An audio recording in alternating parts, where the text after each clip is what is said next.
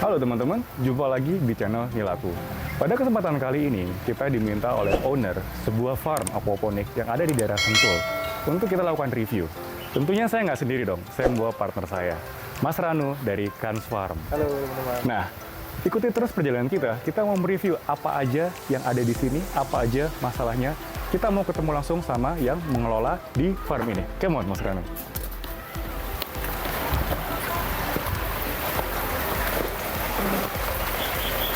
Sekarang kita mau cari pengelola yang namanya Mas Pur. Assalamualaikum Mas Pur. Waalaikumsalam Bang Apa Aga. kabar? Baik. Selamat Terima datang. kasih sudah Ya. mengundang. Ya. Jadi inilah teman-teman Ya. pengelola yang ada di farm aquaponik ini dengan Mas Pur namanya Ya. panggilannya.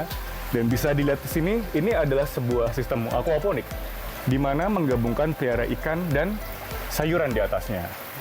Oke, sambil kita jalan, sambil kita review kali ya Mas Pur ya? Silakan, Yuk, silakan. yuk. Wah, lagi kasih makan nih teman-teman nih. Wah, lihat nih.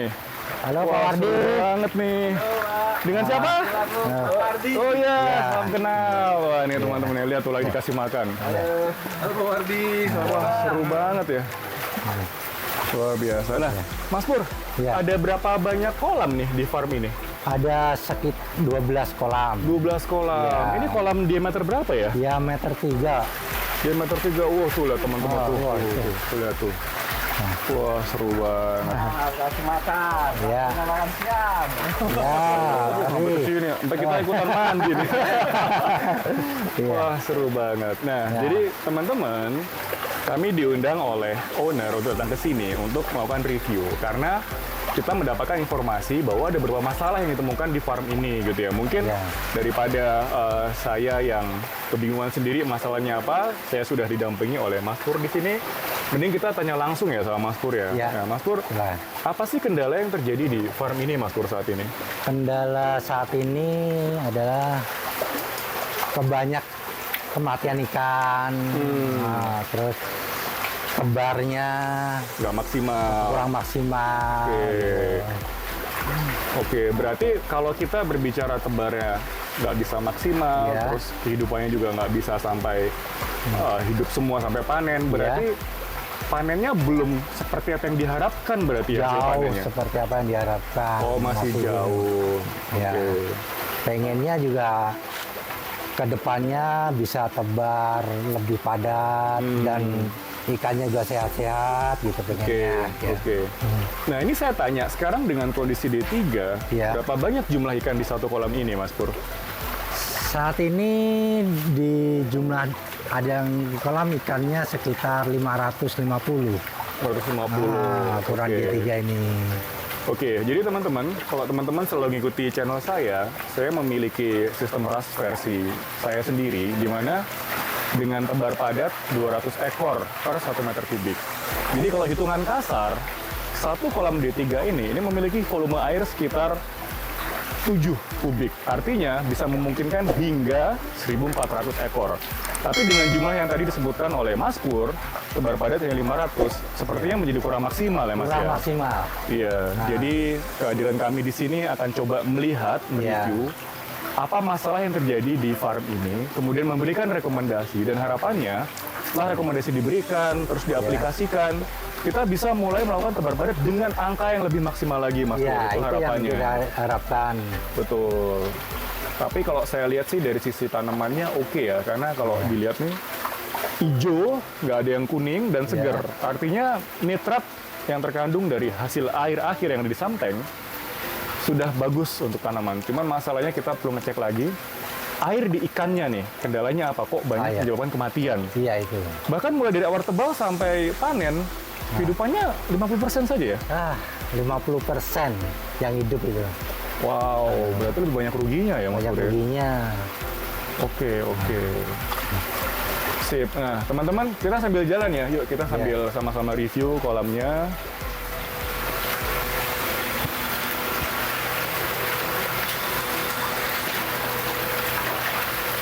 Oke, teman-teman. Jadi kalau dilihat di sini ya, ini kolamnya semuanya D3.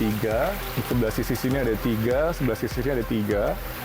Tapi yang diisi ikan itu hanya 2 kolam ini, Mas 2 Surya. kolam. Karena tadi takut ketika diisi tebar benih lagi di kolam-kolam yang lain, banyak yang mati lagi. Banyak gitu ya. yang mati lagi. Jadi sementara tebar benihnya di stop Bisa stop dulu. dan hanya mengandalkan yang jumlah ikan yang sudah ada sebelumnya di 2 Iya. kolam ini saja gitu ya. Betul. Oke, jadi kalau kita sedikit bisa review, nah ini sebetulnya pipa SLO tapi letaknya di luar. Jadi ini pipa SLO eksternal. Dan ini semua akan mengarah kepada jalur filtrasi yang ada di sebelah sana. Dan air, kalau teman-teman lihat, air yang keluar dari sini, ya, ini bukan langsung dari samteng, karena menerapkan sistem aquaponik, jadi air dari samteng itu akan dialirkan dulu nih ke instalasi tanaman yang ada di sini, baru kemudian airnya tumpah ke sini. Harapannya sebetulnya simpel untuk mengurangi kadar nitrat yang ada di air. Tanaman ini menyerap nitrat, sehingga yang dikeluarkan lagi ke sini kadar nitratnya sudah jauh lebih rendah atau bahkan habis kalau semuanya berhasil diserap oleh tanaman. Oke, nanti kita coba review, kita lihat filternya ya. Ya, silakan.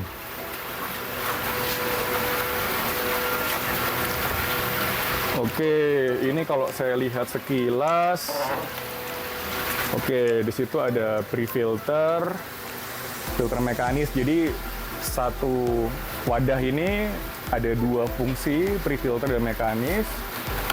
Kemudian ini full mekanis menggunakan jaring nelayan. Kemudian ini kalau saya lihat sih oyster ya, yang biasa digunakan PA buffer. Tapi mungkin di bawahnya ada Jaring nelayan. jaring nelayan ya. Iya. Oke, berarti ini juga satu wadah difungsikan sebagai 2 wadah filtrasi di bawah mekanis dan di atas PA buffer. Kemudian ini Ada Kaltnes, ya. biologis. Ini satu tempat ini berapa stak Kaltnes? Sekitar 4 karung. 4 karung. Iya. 4 karung. Oke.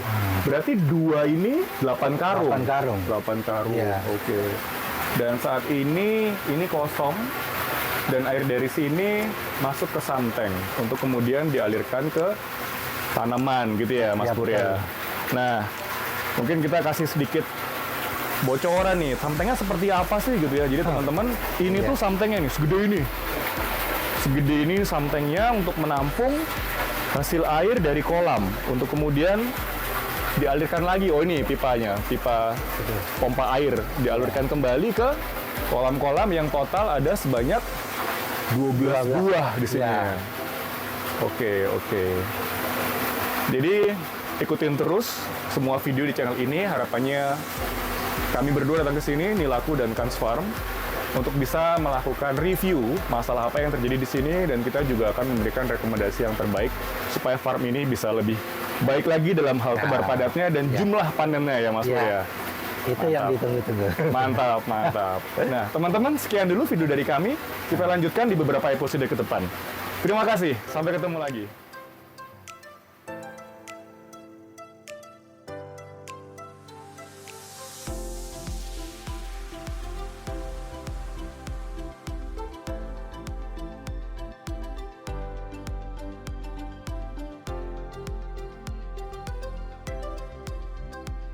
Dari hasil yang disampaikan oleh pengelola farm, sistem RAS yang digunakan untuk ikan di farm ini kinerjanya belum optimal.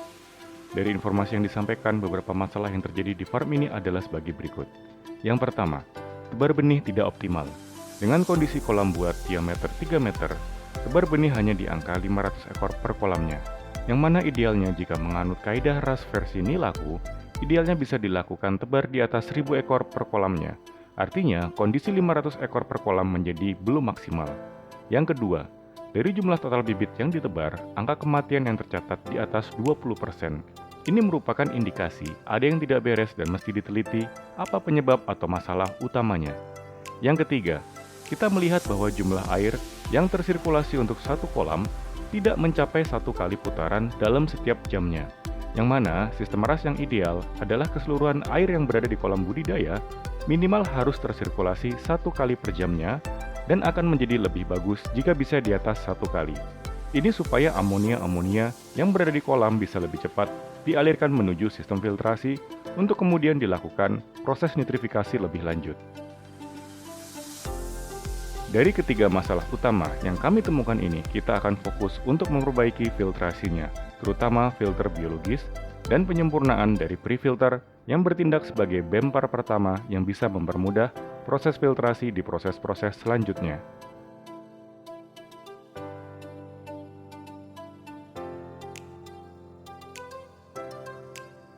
Baiklah teman-teman nilaku, saya rasa itu saja yang bisa saya sampaikan di kesempatan video kali ini. Jika kalian suka dengan konten ini, jangan lupa untuk diklik like dan subscribe dan share agar channel ini bisa berkembang lebih baik lagi dan secara konsisten dapat memberikan informasi seputar budidaya ikan nila. Akhir kata, terima kasih sudah menonton video ini. Sampai berjumpa di video-video selanjutnya.